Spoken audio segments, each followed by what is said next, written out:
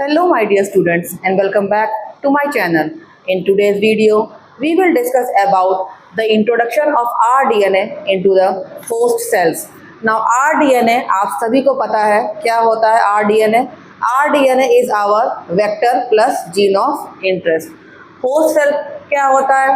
तो host cells वो sales होते हैं जो कि इस rDNA को रेप्लिकेट करने में मदद करते हैं। मतलब होस्ट सेल्स के अंदर हम अपने rDNA को डालते हैं ताकि हमारा जो rDNA है वो अपनी कॉपीज जो है वो बढ़ा सके। ठीक है, तो rDNA क्या है हमारा?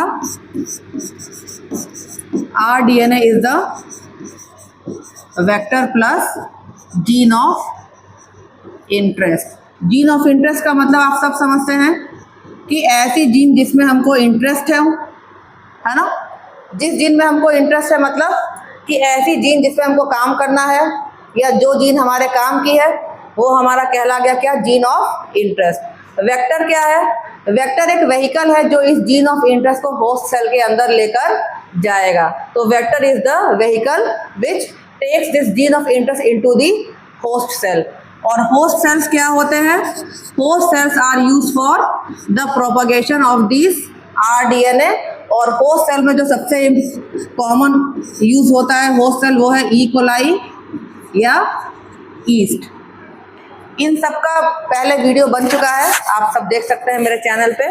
तो आज हम बात करेंगे कि इस rDNA को हम होस्ट सेल्स के अंदर कैसे डालें, how to introduce rDNA into the host cells. अब ये जो होस्ट सेल है, मान लो ई कोलाई है, नॉर्मल ई कोलाई है, ये अपना जी रहा है, जीवन यापन कर रहा है, अपना सब काम कर रहा है, इसको किसी से कोई मतलब नहीं है। ठीक है, अब इसके अंदर हम ज़बरदस्ती इस rDNA को डालें कि तुम rDNA को लो अपने अंदर और rDNA जो है वो अपना काम करे। तो आप ये समझिए कि आप अपने घर में हैं, आराम से हैं। आपके घर में कोई अगर गेस्ट आ गया तो क्या आप आराम से रह पाएंगे? कुछ तो डिस्टर्बेंस होगी गेस्ट के आने से, चाहे वो जितना भी आपका करीबी हो अगर गेस्ट, तो भी जो आपका मतलब प्राइवेट स्पेस है वो हैम्पर होगा। तो ऐसे ही मान लो कि ये जो ई कोलाई है, इसके पास हम rDNA को भेज रहे हैं कि rDNA जाओ इसके अंदर और रेप्लिकेट करो। तो क्या ये चाहेगा ई कोलाई? कोई भी चाहेगा कि उसका प्राइवेट स्पेस डिस्टर्ब हो? नहीं चाहेगा। तो लेकिन हमें तो अपना काम कराना है भाई, हमें तो rDNA को डालना है ई कोलाई के अंदर, क्योंकि अगर हमारा rDNA नहीं गया ई कोलाई के अंदर तो हमारा तो काम ही रुक जाएगा। तो अब हम क्या करेंगे? इसको क्या करेंगे? ई कोलाई को हीट शॉक देंगे, इलेक्ट्रिक शॉक देंगे, जीन गन से मारेंगे, मतलब इस अपनी बात मनवा के रहेंगे इससे। और ये क्या करेगा बेचारा? जब इसको हम हीट शॉक देंगे, इलेक्ट्रिक शॉक देंगे तो क्या करेगा? पछता के लेगा ये rDNA को अपने अंदर, है ना। और क्योंकि हमारा rDNA इसके अंदर नहीं जाएगा तब तक हमारा काम ही नहीं चलेगा, तो हमें ये करना पड़ता है। क्या कर सकते हैं? तो कई सारे स्टेप्स हैं, वो हम देख लेते हैं अलग अलग से कि कौन कौन से स्टेप्स हैं, कौन कौन से टेक्निक्स हैं जो हम यूज़ करते हैं अपने rDNA को ई कोलाई के अंदर डालने के लिए। तो सबसे पहला स्टेप है हमारा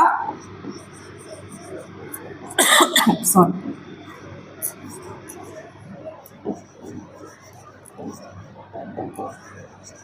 सबसे फर्स्ट जो प्रोसेस है दैट इज ट्रांसफॉर्मेशन। और ये मोस्ट कॉमन मेथड है, मतलब सबसे मोस्ट कॉमन जो तरीका है दैट इज ट्रांसफॉर्मेशन। और ट्रांसफॉर्मेशन में क्या होता है? Heat shock. Heat shock method भी इसको कहते हैं। ठीक है, ट्रांसफॉर्मेशन को ही हम कहते हैं हीट शॉक मेथड। तो सबसे पहले हीट शॉक का मतलब क्या हो गया? क्या हम ज़्यादा हीट दे देंगे ई कोलाई सेल्स को? अगर हम ज़्यादा हीट देते हैं, मान लें ई कोलाई का जो टेम्परेचर है 37 डिग्री पे वो ग्रो करता है, तो अगर हमने इसको 80 डिग्री या 70 डिग्री दे दिया तो क्या वो बच पाएगा? ऑब्वियस बात है, नहीं बचेगा। लेकिन अगर हम इसको टेम्परेचर दें 37 से थोड़ा सा ऊपर 48, 59, 50 इस टाइप का, जैसे अगर हम ही लोग हैं गर्मी में, हमारा बाहर का टेम्परेचर क्या हो जाता है? 45, 48 पहुंच जाता है ना। तो क्या उस समय हम मर जाते हैं? नहीं। क्या वो हमें हीट शॉक की तरह एक्ट करता है? नहीं। लेकिन जैसे अगर हम एसी में बैठे हैं 16 डिग्री टेम्परेचर है रूम का, एसी अच्छा मस्त चल रहा है और हम एसी में बैठे हैं और उस समय हम बाहर निकल जाएं चिलचिलाती धूप में, जहां बाहर का टेम्परेचर 42 डिग्री है या 40 डिग्री है, तब हमको लगता है हीट शॉक, तब कहते भी कि ठंडे गर्म से आपको बुखार हो गया, है ना। तो ऐसे यहाँ पर भी 37 डिग्री है, तो हम इसको ज़्यादा टेम्परेचर नहीं देंगे क्योंकि ज़्यादा टेम्परेचर तो ये सहन नहीं कर पाएगा। लेकिन अगर हम इसको 37 से 42 डिग्री देते हैं, तो 42 डिग्री 37 से 42 में क्या इसको शॉक लगेगा? नहीं लगेगा, क्योंकि कितना अंतर है, 5 डिग्री का ही केवल अंतर है। अब यहाँ पे हम बात कर रहे हैं हीट शॉक की, तो इसका मतलब क्या हुआ कि सबसे पहले हम सेल्स को क्या रखेंगे? आइस में रखेंगे, और आइस का टेम्परेचर कितना होता है? 4 डिग्री, 6 डिग्री, ज़्यादा ज़्यादा 8 डिग्री तक। और वहाँ से हम ले जाके इसको हम अगर 42 डिग्री पर लेकर जाएंगे तब शॉक कहलाएगा, क्योंकि यहाँ तो 37 से 42 तो शॉक इतना नहीं है, लेकिन जब हम आइस में रखेंगे सेल्स को और फिर हम लेकर जाए 42 डिग्री पे, तब सेल को क्या लगेगा? तब लगेगा इसे हीट शॉक। तो ये हो गया हमारा हीट शॉक का मेथड। लेकिन इसके पहले कुछ स्टेप्स हैं, कुछ प्रोसेस हैं जो हम लोग समझ लेते हैं। तो सबसे पहले we have to make competent E coli cells, competent E coli cells. Competent का मतलब क्या हो गया? उसको काबिल बना देना। किस काबिल बना देना? ताकि वो आरडीएनए को अपने अंदर ले सके, ठीक है। तो कॉम्पिटेंट ई सेल्स, ई कोलाई के सेल्स हमको बनाने हैं। कैसे बनाएंगे हम कॉम्पिटेंट ई कोलाई सेल्स? ठीक है, तो क्या करेंगे हम, जैसे मान लो हमारा ये ई कोलाई का सेल है, ठीक है, ये उसका डीएनए है। अब हम सब जानते हैं कि जो सेल मेम्ब्रेन होता है उसमें क्या होता है? लिपिड बाइलेयर, और लिपिड में चार्ज क्या होता है? नेगेटिव। हमारा जो डीएनए है, आरडीएनए, ये मान लो, तो आरडीएनए भी क्या है? डीएनए ही ना है, और डीएनए पे क्या चार्ज होता है? नेगेटिव। तो डीएनए भी नेगेटिव और ये भी हमारा लिपिड बाइलेयर, वहाँ पर भी नेगेटिव, तो क्या ये जाएगा? नहीं जाएगा। अब क्या करते हैं हम इस ई कोलाई के सेल को डिप करते हैं कैल्शियम क्लोराइड सॉल्यूशन में। कैल्शियम क्लोराइड के सॉल्यूशन में हम इसको डिप कर देते हैं। क्या होगा कैल्शियम क्लोराइड सॉल्यूशन से डिप करने से? कि इसके मेम्ब्रेन पे कैल्शियम का जो चार्ज है वो लग जाएगा। इंक्यूबेट कर देते हैं हम कैल्शियम क्लोराइड सॉल्यूशन में, इंक्यूबेट कर दिया हमने सेल्स को, और उससे क्या होगा कि सेल्स के बाहरी लेयर पे क्या बन गया? एक पॉजिटिव चार्ज की लेयर बन गई। अब जो हमारा डीएनए है, जो कि क्या है? नेगेटिव चार्ज, वो आके बाइंड कर जाएगा, क्योंकि नेगेटिव चार्ज पॉजिटिव चार्ज से बाइंड कर जाएगा। अब ये जितना काम है ये सारा कहाँ पर हो रहा है?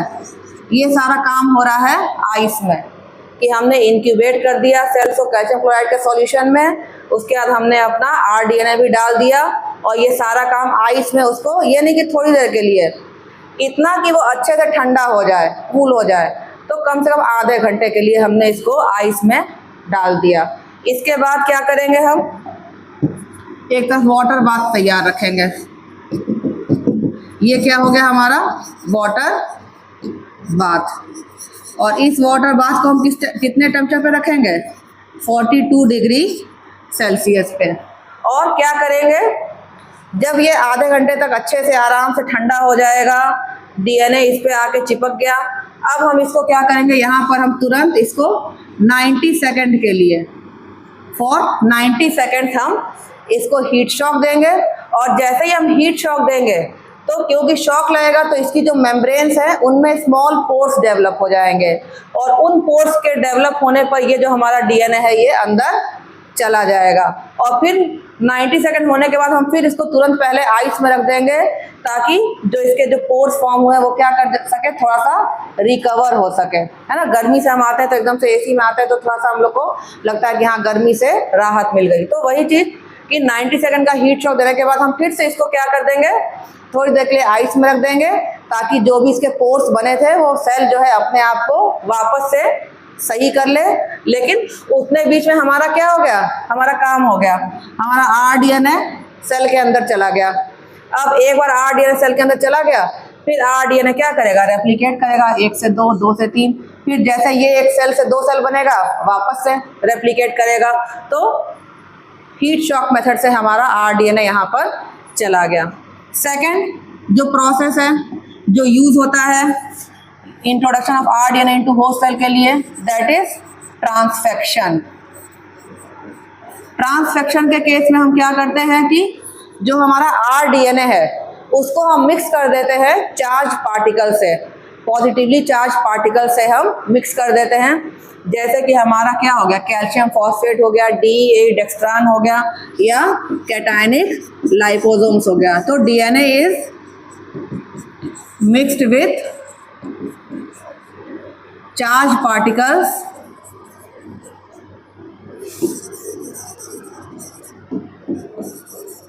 like calcium phosphate,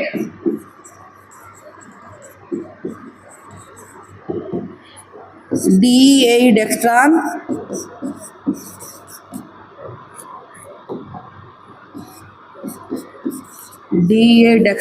और cationic liposomes।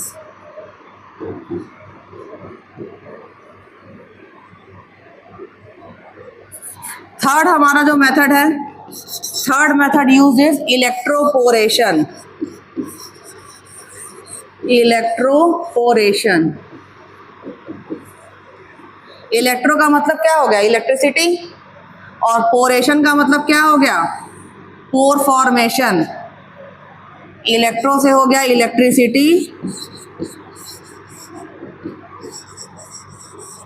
और पोरेशन से क्या हो गया, पोर फॉर्मेशन। पोर फॉर्मेशन कहाँ पर होगा, सेल मेम्ब्रेन में।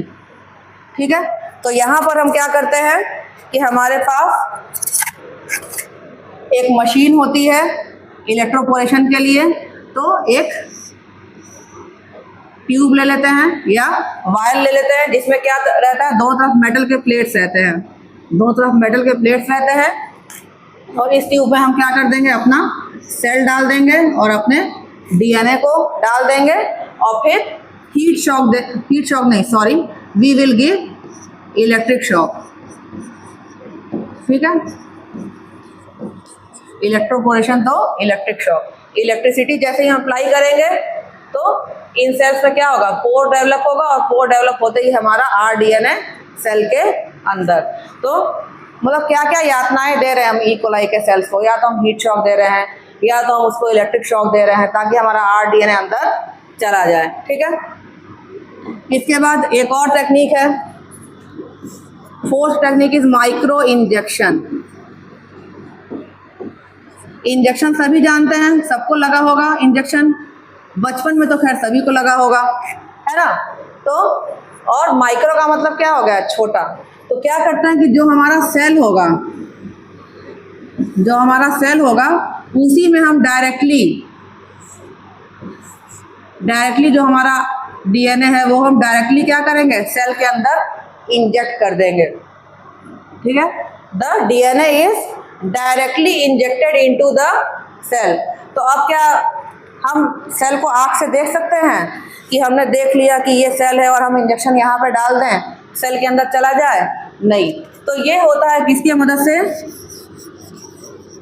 Phase contrast microscope, with the help of microscope. Microscope से देख के हम उस सेल को टारगेट करेंगे और किस सेल में हमको देना है इंजेक्शन, उसमें हम क्या कर देंगे, इसको अपने आरडीएनए को इंजेक्ट कर देंगे। देन नेक्स्ट मेथड जो है हमारा, दैट इज बायोलिस्टिक्स और जीन गन। बायोलिस्टिक्स और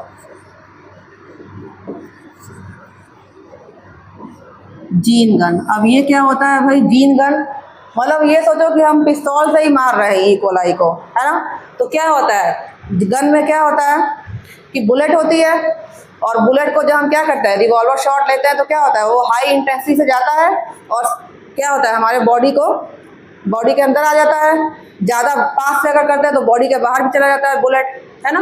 तो यहाँ पर क्या होगा, माइक्रोस्कोपिक बुलेट्स, माइक्रोस्कोपिक बुलेट, क्योंकि यहाँ पर हमको क्या टारगेट करना है, सेल के अंदर केवल जाना चाहिए।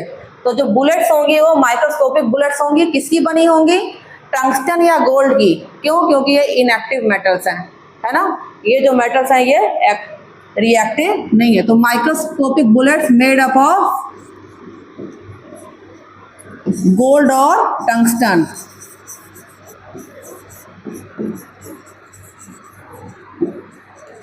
ठीक है, बुलेट हो गई, और इनको क्या कर देंगे हम, they will be coated with our DNA molecule. Microscopic bullets made up of gold और tungsten are coated with DNA molecule.